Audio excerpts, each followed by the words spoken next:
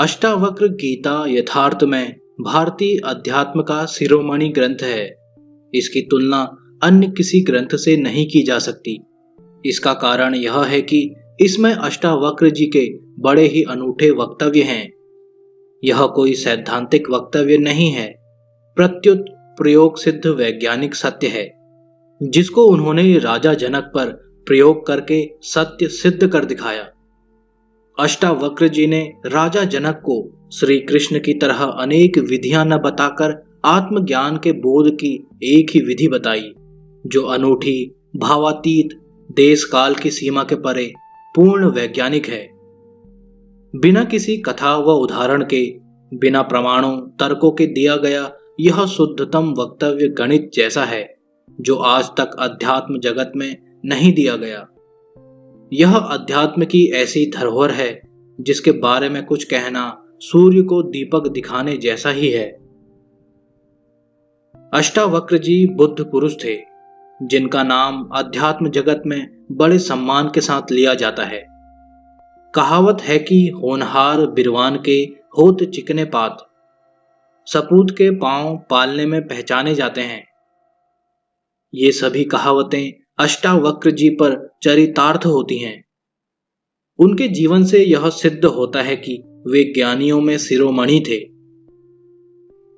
कहते हैं कि जब वे माता के गर्भ में थे, उस समय उनके पिताश्री वेद का पाठ कर रहे थे, तो उन्होंने गर्भ में से ही पिता को टोक दिया, शास्त्रों में ज्ञान कहाँ है? ज्ञान तो स्वयं के भीतर है। सत्य शास्त्रों में नहीं, स्वयं में है। शास्त्र तो शब्दों का संग्रह मात्र है। यह सुनते ही उनके पिताजी का अहंकार जाग उठा और उन्होंने क्रोधित होकर गर्भस्थ शिशु को सांप दे दिया कि तू 8 अंगों से टेढ़ा मेढ़ा एवं कुरूप होगा। ऐसा हुआ भी, इसीलिए उनका नाम अष्टावक्र पड़ा। अष्टावक्र जी के संबंध में जो दूसरी कथा कही जाती है वह इस प्रकार है। जब वे मात्र 12 वर्ष के थे तो राजा जनक ने तत्व ज्ञान पर शास्त्रार्थ के लिए एक सभा का आयोजन किया। विजय श्री प्राप्त करने वाले को सोने से मढ़े सींगों वाली गाय दी जानी थी। शास्त्रार्थ के आयोजन में भाग लेने बड़े बड़े विद्वान एकत्र हुए। अष्टावक्र जी के पिता भी सम्मिलित हुए। वे सबसे तो जीत गए, पर एक पंडित से हार गए थे। अष्टावक्र जी जब अपने टेढ़े मेढ़े शरीर से चलते सभा में पहुंचे तो उनकी आकृति को देखकर सभी सभासद हंस पड़े।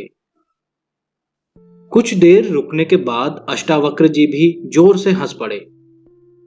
इस पर राजा जनक ने उनसे पूछा, इन विद्वानों के हंसने का कारण तो समझ में आता है, पर आप क्यों हंसे?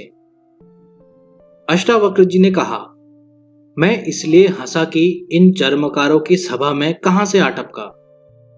सर्वत्र सन्नाटा छा गया। राजा जनक ने जिन्हें विद्वान समझकर बुलाया था, उन्हें कोई चर्मकार कह दे, यह उनका भी अपमान था।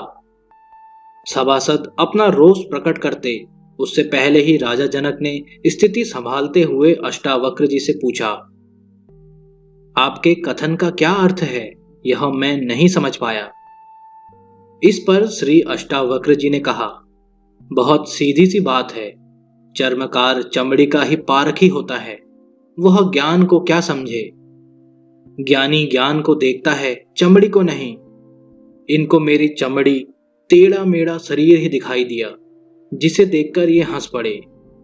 ये चमड़ी के अच्छे पारखी हैं, अतः ये ज्ञानी नहीं, चर्मकार ही हो सकते हैं। शरीर के वक्र आदिक धर्मात्मा के कदापि नहीं हो सकते।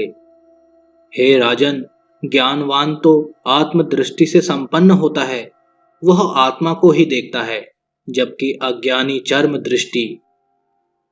चर्म दृष्टि से अज्ञानी देखते हैं, ज्ञानवान नहीं। अष्टावक्र जी के इन सारगर्भित वचनों को सुनकर राजा जनक बड़े प्रभावित हुए और उनके चरणों में गिर पड़े। उन्होंने साष्टांग दंडवत किया और उन्हें ज्ञान का उपदेश देने हेतु अपने महल में आमंत्रित किया। अष्टावक्र जी को सिंहासन पर बैठाया।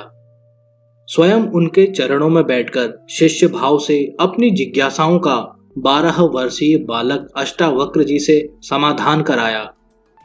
यही शंका समाधान अष्टावक्र संवाद रूप में अष्टावक्र गीता है।